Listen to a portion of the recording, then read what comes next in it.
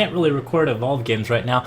I'm still playing a little bit. I've got a laptop that's capable of handling Evolve at some low quality settings, and I've been playing quite a bit of it, but I can't record at the same time, and I really can't get videos of the quality that I want. So there won't be any videos for a little while I decide what to do about my video card.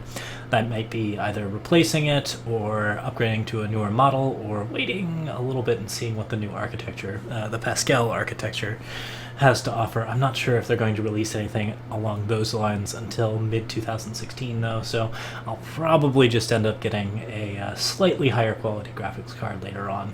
Or maybe I'll fix the problem some other way. It might be related to my power supply.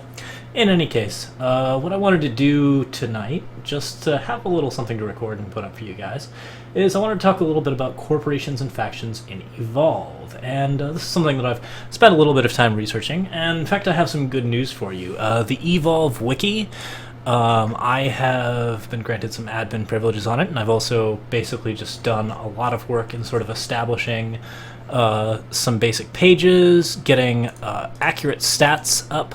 You can thank a man I believe called Whitehawk? Oh goodness, I should look that up. Someone posted recently something called The Greatest Show on Sheer on the Evolve Reddit, and I believe his name is Whitehawk, and he basically data mined out the system, like figured out all of the like basic stats for all of the characters.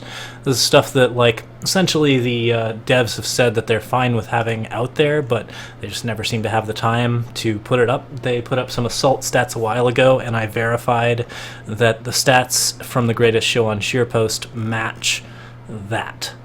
And so as a result, we have basically a complete set of stats for Evolve for like all of the different characters, how much damage things do, how many rounds per minute the weapons fire, although that doesn't include reloads, it just is essentially like a basic fire rate, so that kind of thing. Is that right here? Let's see here.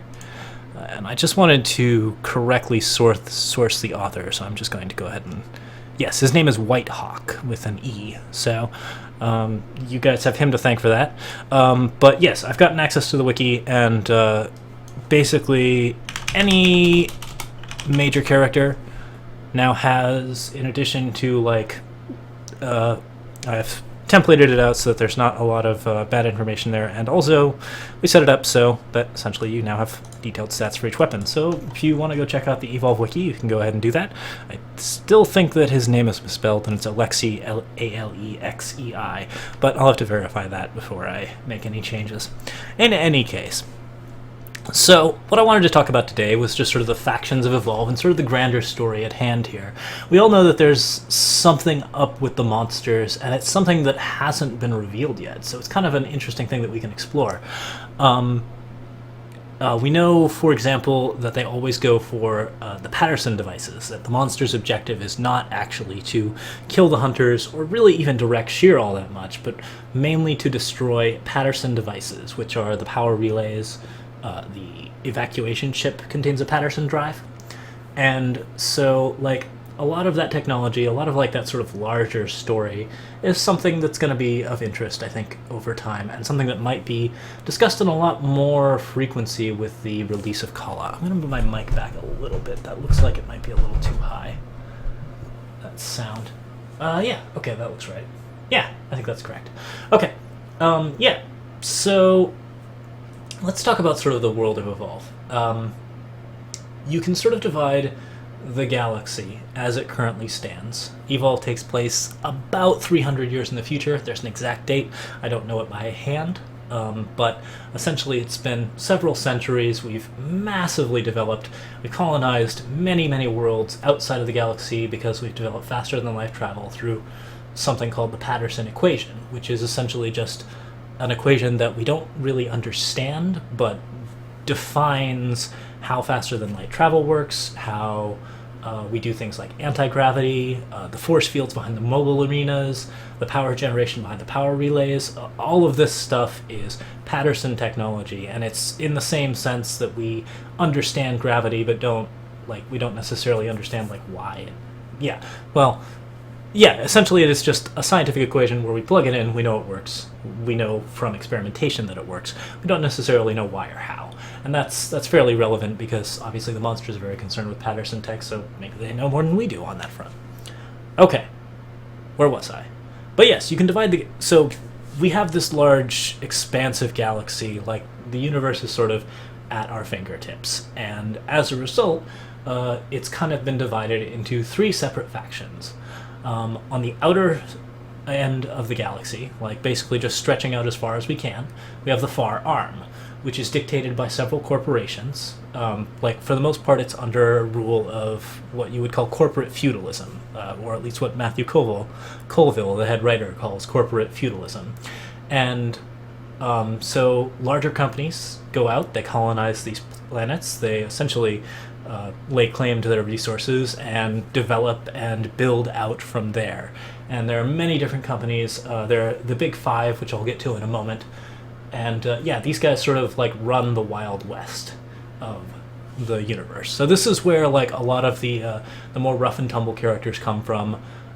Cabot is a marshal out in the sort of Wild West of the universe, and you have like other characters who sort of originate from that area. Crow's clearly from a colony of Sheer, that kind of thing. But once you get further in, you get to the Sol system, which is of course Earth and its surrounding planets, and what we call Hub, which is sort of the central government of the galaxy. Or, well, it's actually not the central government of the galaxy, but we'll get to that in a moment as well. Yeah, so Hub essentially controls a large section of the universe through centralized government. Like, they have essentially a more civilized setting where they have control over all of that kind of stuff. They have the Sol system. Earth is obviously like this incredibly advanced place, which has sort of become like sort of the bastion of the ultra-rich. People who live there are extremely wealthy. You have to be extremely wealthy to live on Earth. And many of the other like centralized areas are just basically managed by what you would consider like the extremely wealthy and like the very centralized government. So these places, of course, are where you find agencies like SIG-9, which is the Central Intelligence Agency of Hub, and in some ways the KGB of Hub, and many other things. Like, they're essentially like all of the Black Ops, all of the intelligence, all of the like crazy stuff. So the character of Val comes from CIG-9. She's a CIG-9 agent.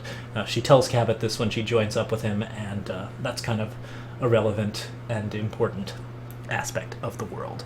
There's also a place called Sol Guard, or there's also a military organization called Sol Guard, which I don't know if they're the central military of Hub, or they are simply sort of a dedicated military force that is specifically trained, but they are a very well-trained and generally the most advanced military that you can find in Hub.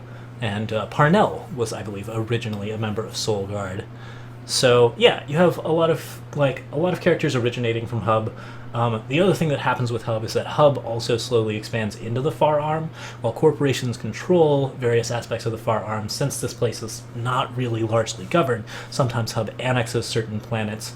Markov was a member of a set of Salge welders who decided to basically go out and colonize a planet, and when that planet was discovered to contain a very valuable resource called borium, which I believe Sheer is also rich in, Hub annexed it, which essentially caused Markov to go mercenary, and that's like sort of a big deal in his character. He's someone who essentially like wants to protect people because he was part of that like sort of annexation process.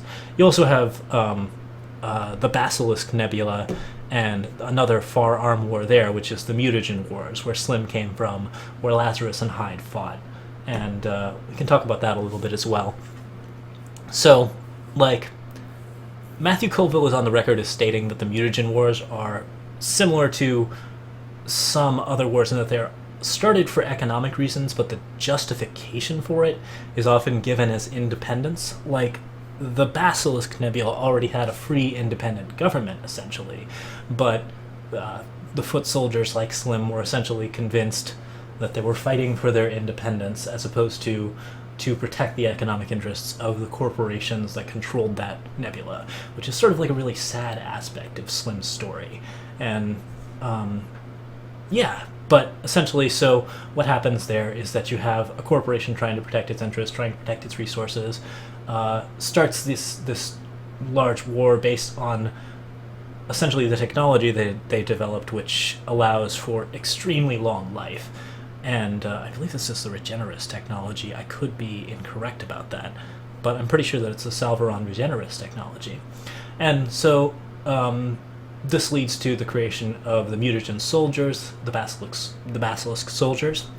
And on the opposite side, it leads to the creation of the Lazarus Men by the Celestial Corporation, which I currently have their main page up on the wiki, or up on the screen right here. This is CMET, Celestial Materials. Oh, what is it? Celestial Materials Extraction and Transport.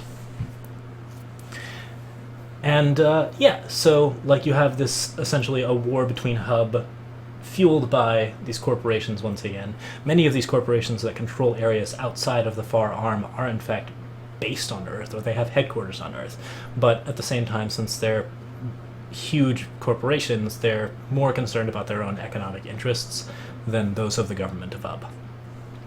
So, Hub is actually a ring, and inside the ring, further hubwards into the galaxy, is something called the hegemony. We don't know much about them, and Matt Colville has only just recently mentioned them, and no characters come from the hegemony. We've never met anyone from the hegemony. But we do know that they are more technologically advanced than Hub, that Soulguard specifically trains against the hegemony, and is generally worried about them, and beyond that we don't know anything. Perhaps they have some relation to the monsters. It seems unlikely though, because the monsters are striking from the Far Arm of the galaxy, and that's pretty much the last place that you'd want to see people. Okay, so that's sort of the basic overlay, and then once you have, again, these 5 corporations, and the 5 corporations are Nordita, the North Dakota Interstellar Transit Amalgam, the Pradesh Institute of Technology, or PITER, the Earhart Organics, which is mostly notable because they have a subdivision called Salveron Industries, which makes the Salveron Regenerus Ray, which is, of course, like a huge source of, well, essentially for it is the source of Val's healing gun, and you see a lot of Salveron technology all over. Nordita's fairly important too. They are essentially the people who have colonized Shear. They are primarily a shipping and transport organization, but like they do a lot of stuff. They have a lot of interesting things going on, many different divisions. Yeah, you have basically, they're the colony that's nervous about Hub invading. They have their own private army and would generally be like fairly protective of Shear, especially since Shear has been discovered to be very rich in resources. So you also have the PITER, Pradesh Institute of Technology, I believe is responsible for the technology that makes up Markov's lightning gun, amongst other things. They're not largely important to the story so far as we know. And finally, you have the Rank Rajat Corporation, which manages a lot of AI, a lot of drones, and a lot of like sort of mines. And that's something that has been discussed a little bit. The robots have evolved.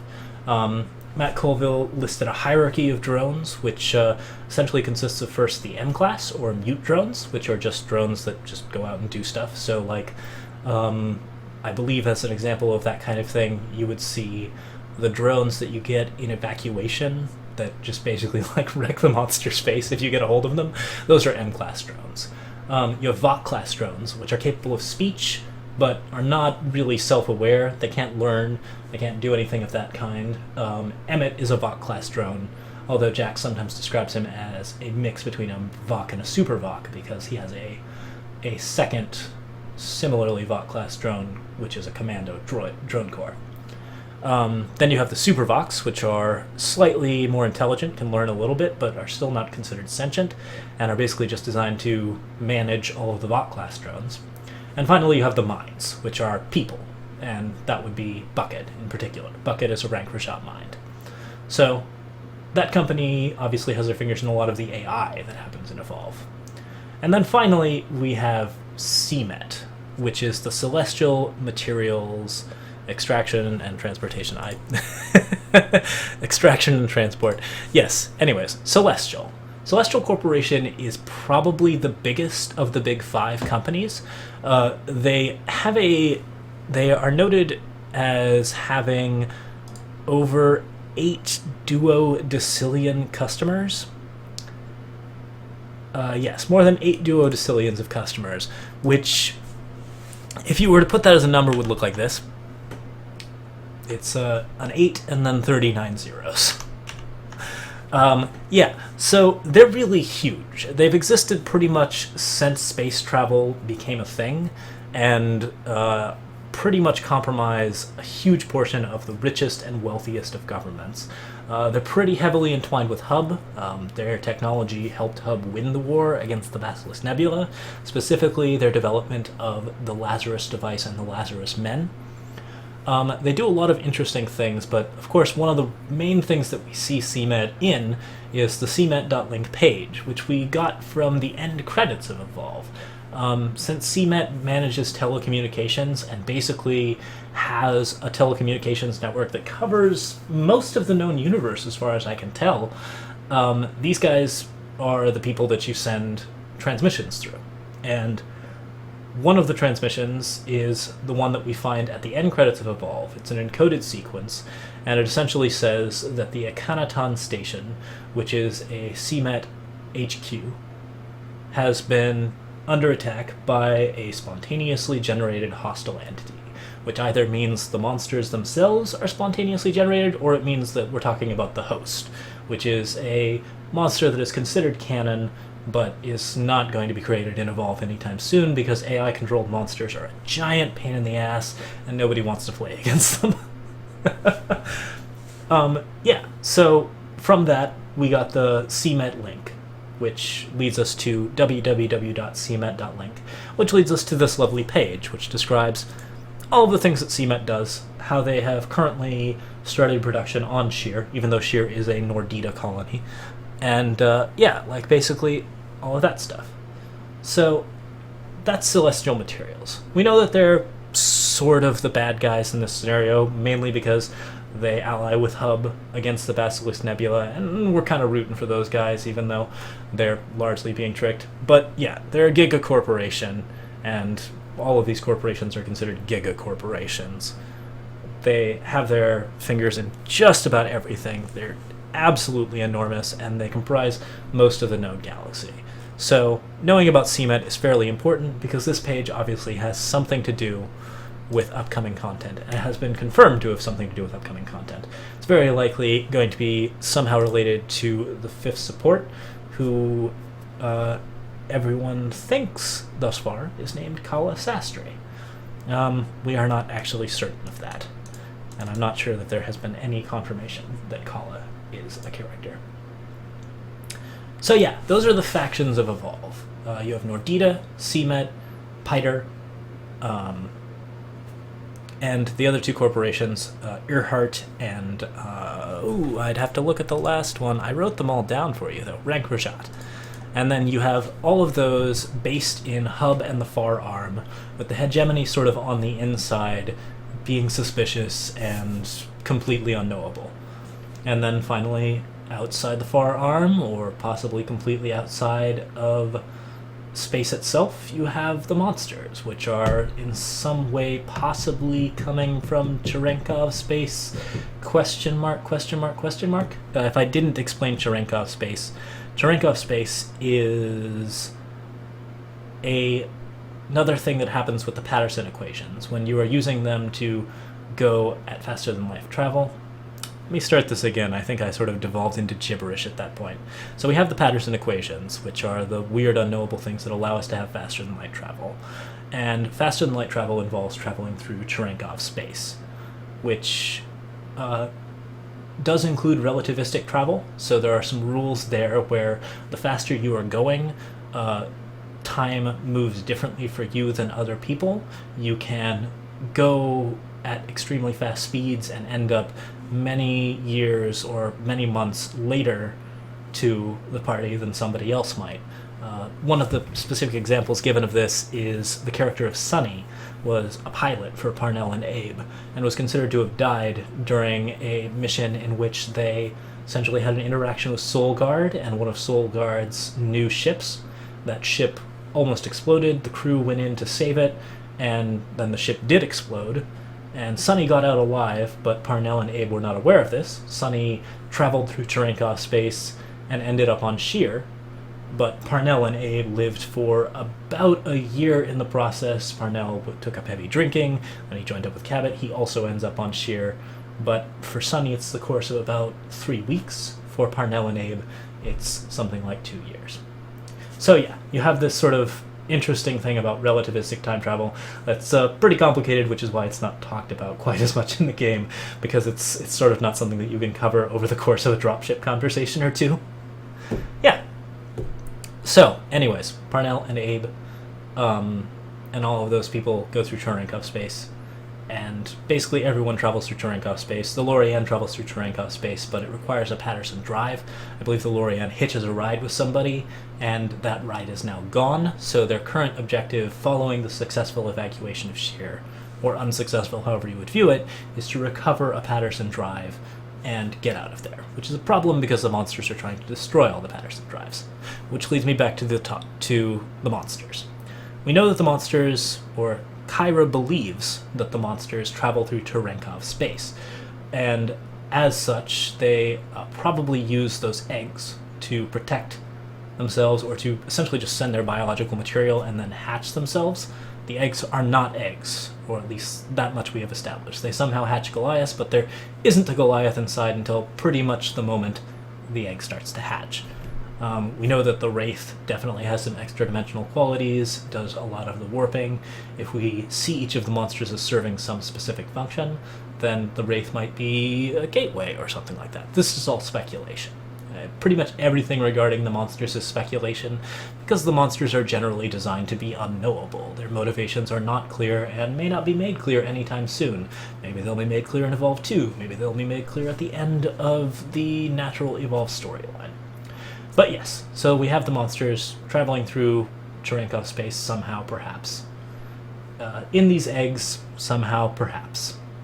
And then you have characters like Kyra and Lennox who are trying to figure out how this happens, how to stop it, and possibly how to jam the frequency to Cherenkov space such that the monsters can no longer travel to areas that are jammed, which would be a fitting solution, and certainly would help out a lot.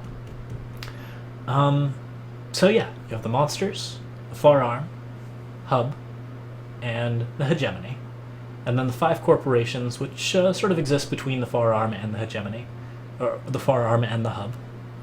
And that's sort of the basics. Each of the characters sort of fits into this grander story in some way. Some of them are simple characters who work for various corporations.